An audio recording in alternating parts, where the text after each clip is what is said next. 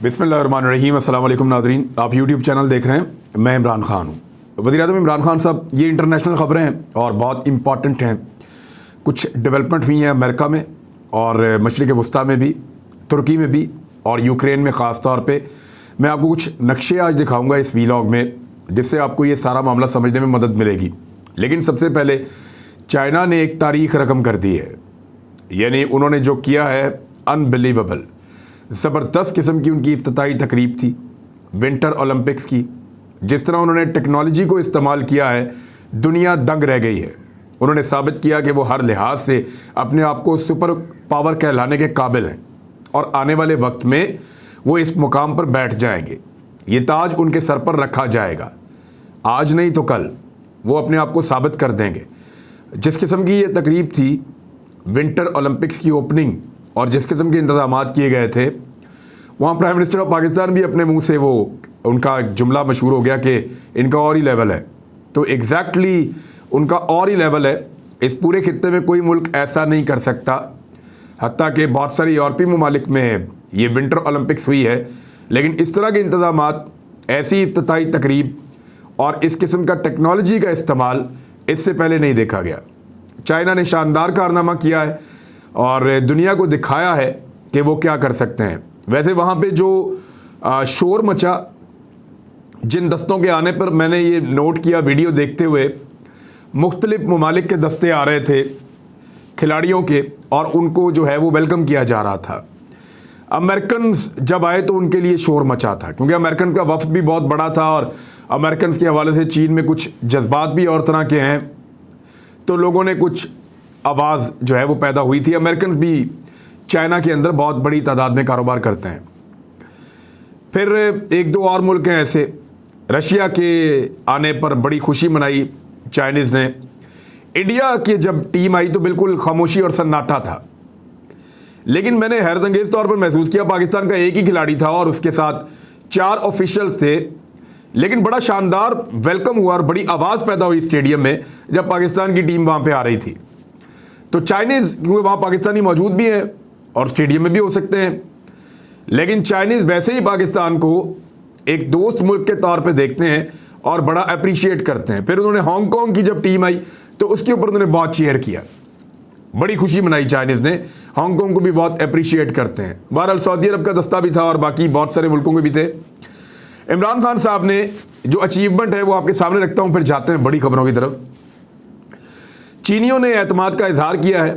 वज़ीर-ए-आज़म के चीनी फर्मों के साथ मुआहदे, बहुत बड़ी सरमायाकारी पाकिस्तान आएगी, ये दावा किया गया है हुकूमत पाकिस्तान की जानिब से। वज़ीर-ए-आज़म इमरान खान ने जुमे को बड़ी चीनी कंपनियों के नुमाइंदों से मुलाकात की, जिससे मुल्क में अरबों डॉलर की चीनी सरमायाकारी की राह हमवार हुई है। सरकारी ज़राए के मुताबिक चाइना मशीनरी इंजीनियरिंग कॉरपोरेशन की जानिब से हुकूमती ताउन की बुनियाद पर एक पाक China agriculture science and technology transfer centre कायम किया जाएगा। यानी पाकिस्तान में एग्रीकल्चर तो है, किसान मेहनत भी करते हैं, वसाइल भी मौजूद हैं, ज़मीन भी अच्छी है, मौसम भी अच्छा है, लेकिन टेक्नोलॉजी नहीं है, जिद्दत नहीं है, रिसर्च नहीं है। तो अगर चाइना के साथ मिलकर पाकिस्तान रिसर्च करेगा, देखिए अब ज़रूरत इन चीज़ों में काम करने की है। JF-17 थंडर में हमने काम किया, हमने वो चीज़ बना ली है जो दुनिया बनाने के ख्वाब देखती है। बहुत सारे मुल्क नहीं बना पाते, बड़े तगड़े मुल्क। लेकिन हमें जाना है ज़राअत की तरफ, जाना है इंडस्ट्री की तरफ। इकॉनमी बेहतर होगी जिस मुल्क की, वो उतना ही ताकतवर होगा और दुनिया में उसका उतना ही मुकाम होगा।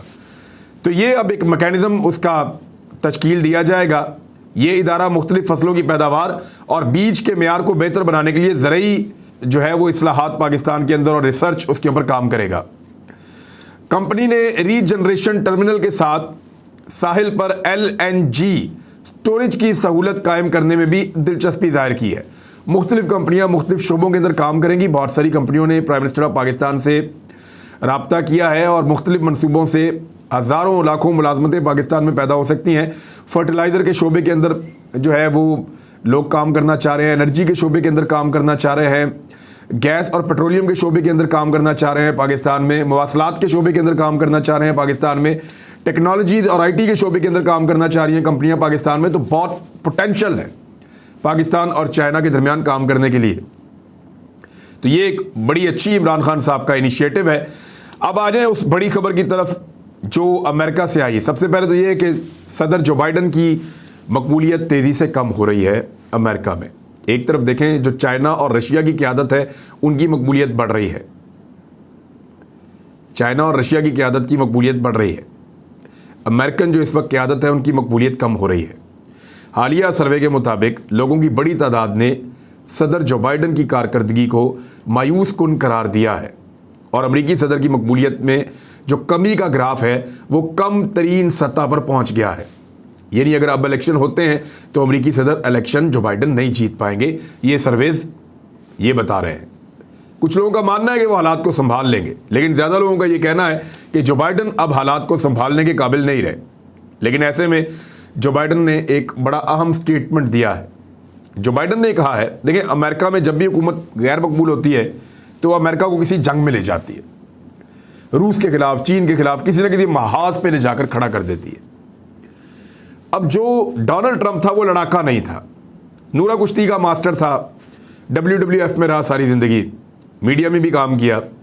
वो लड़ाका नहीं था, इसलिए वो चीन से लड़ने की कोशिश करता था। उसको पता था वहाँ प्रैक्टिकली लड़ाई होगी नहीं, चीन कभी भी मुड़कर लड़ाई नहीं करेगा, चीन झगड़ा नहीं करेगा, तो अमेरिका धमकी देता रहेगा, चीन देता रहेगा, टाइम गुजर जाएगा। लेकिन जो बाइडन जो है वो रशिया की तरफ ज़्यादा रुख कर रहा है। इसका मतलब क्या है? इसका मतलब यह है कि वो प्रैक्टिकली एक जंग की तरफ बढ़ रहे हैं। जो बाइडन ने कहा या अमेरिका ने ये स्टेटमेंट दिया है, अमेरिकन ऑफिशियल स्टेटमेंट है, और पेंटागन में जो वजारत दिफा है उन्होंने भी ये कहा है कि अमेरिका के पास ऐसी खुफिया मालूमात पहुंच गई हैं जिनसे पता चलता है कि रूस यूक्रेन पर हमला करने का बहाना बना रहा है। रूस ने यूक्रेन के साथ अपनी सरहदों पर बहुत बड़ी तादाद में फौजियों को जमा कर लिया है। पेंटागन के तर्जुमान जॉन कर्बी ने सहाफ़ियों को यह भी बताया कि अमेरिका के पास ऐसे शवाहिद पहुंच गए हैं, ऐसे दस्तावेजी सबूत मौजूद हैं जिनकी बुनियाद पे ये फैसला कर लिया गया है या इस नतीजे पे अमेरिकन पहुंचे हैं कि रूस एक जाली फिल्म बनाएगा और एक फॉल्स फ्लैग ऑपरेशन ऐसा शो करेगा जिसमें यह बताया जाएगा कि रूस के ऊपर यूक्रेन की जानिब से जारहियत की गई है और उसके बाद एक बहुत बड़े पैमाने पर हमले का आगाज़ हो जाएगा। अब अगर यूक्रेन के ऊपर रशिया हमला करता है तो यूरोप को गैस की सप्लाई कुछ हद तक मुतासर हो जाएगी। पहले तो आप ये नक्शा देखें, एक इस नक्शे में आपको नज़र आ रहा है कि यूक्रेन को हर तरफ से घेरा गया है। अभी एक नई वीडियो जारी की गई है रूस के वज़ीर दिफा की जानिब से, वजारत दिफा ने, रशियन वजारत दिफा ने जारी की है कि बेलारूस और रूस ये दोनों मिलकर जंगी मशकें कर रहे हैं बहुत बड़े पैमाने पर। इन जंगी मशकों में फाइटर जेट्स को इस्तेमाल किया जा रहा है, इन जंगी मशकों में हेलीकॉप्टर्स जो गनशिप है उनको इस्तेमाल किया जा रहा है, इन जंगी मशकों में तोपखाने का इस्तेमाल बहुत बड़े पैमाने पर किया गया है। और ये ऐसी जंगी मशकें हैं जो लाइव फायर कर रही हैं और आने वाले वक्त में मुस्तकबिल करीब में ऐसा लगता है कि ये फौजें मिलकर लड़ाई करने जा रही हैं।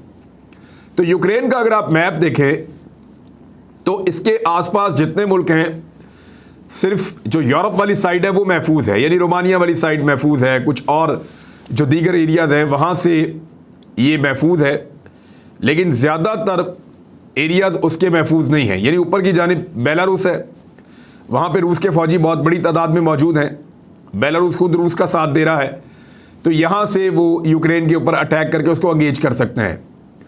दूसरी जानिब अगर आप जाएँ तो नीचे क्रीमिया है, उस पर वैसे ही रूस ने कब्ज़ा कर लिया है और वहाँ बहुत बड़ी तादाद में उन्होंने अपनी फ़ौज रखी हुई है, तो वहाँ से भी वो हमला कर सकते हैं और पानी के रस्तों से भी वो यूक्रेन के लिए मुसीबत पैदा करेंगे। और दो एरियाज़ ऐसे हैं जो रूस और यूक्रेन के दरमियान में हैं। अब ये तकरीबन खुद मुख्तार हो चुके हैं, क्योंकि यहाँ पे यूक्रेन वाले तो कहते हैं ये बागी हैं, लेकिन रशियंस कहते हैं ये फ्रीडम फाइटर्स हैं, इन्होंने अपने आप को अलग कर लिया है यूक्रेन से। ये डोनेट्स्क एक एरिया है और दूसरा लहानस्क, इन्होंने अपनी अपनी हुकूमतों का ऐलान भी कर दिया है। ये कहते हैं हमारा कोई ताल्लुक नहीं है यूक्रेन के साथ, और ये रूस के साथ मिलकर यूक्रेन के खिलाफ इन्होंने सफबंदी कर ली है। यहाँ पे भी रशियंस बहुत बड़ी तादाद में अपनी फ़ौज लेकर आ गए हैं और यहाँ उनको एक बहुत बड़ी सपोर्ट मौजूद है रूस और यूक्रेन की सरहद पर उन लोगों की जो लोग यूक्रेन के खिलाफ महाज खोल चुके हैं। तो इस नक्शे से आपको ये आइडिया हो गया है कि यूक्रेन को 3 तरफ से घेरा पड़ा हुआ है। अब सिर्फ उसका एक साइड है जो कुछ हद तक महफूज है। इसमें हंगरी, रोमानिया और पोलैंड, ये वो ममालिक हैं जिस साइड से यूक्रेन कुछ हद तक महफूज है। बाकी तमाम एरिया से बहुत बड़ी मुश्किल पैदा कर दी है रूस ने यूक्रेन के लिए। अब अमेरिकन ने अपनी फ़ौजें भिजवाई हैं यूरोप में, और वो रोमानिया में भी और पोलैंड में भी अपनी फ़ौज भेजना चाहते हैं, और बड़ी तादाद में जो इधर वाली साइड है यूक्रेन की जो महफूज है वहाँ पे वो अपनी फ़ौज इकट्ठी कर रहे हैं और नेटो के फ़ौजियों को वहाँ पे भेजना है। जबकि रशिया अकेले ने जितनी फ़ौज इकट्ठी की है उतनी फ़ौज यूक्रेन और नेटो की मिलाकर भी नहीं है जितनी बड़ी तादाद में रशिया ने किया है। नेटो का जो दूसरा सबसे बड़ा फौजी इत्तेहादी है वो तुर्की है, यानी अमेरिका के बाद सबसे ज़्यादा फौजी नेटो के इत्तेहाद के अंदर तुर्की के हैं। तुर्की जो है वो रशिया के खिलाफ कोई लड़ाई ऐसी नहीं लड़ेगा, हालांकि तुर्की के मफादात और हैं, लेकिन तुर्की रशिया के खिलाफ किसी बड़ी लड़ाई का हिस्सा नहीं बनेगा। इस तरह नेटो में बहुत सारे ऐसे मुल्क हैं जो रशिया से लड़ने से कतराएंगे। तो रशिया का पलड़ा इस वक्त चंद चीज़ों में भारी है और चंद चीज़ों में उसको ब्लैकमेल किया जा सकता है। यहाँ पे एक रिपोर्ट है जो अल जज़ीरा ने छापी है और बड़ी डिटेल रिपोर्ट है।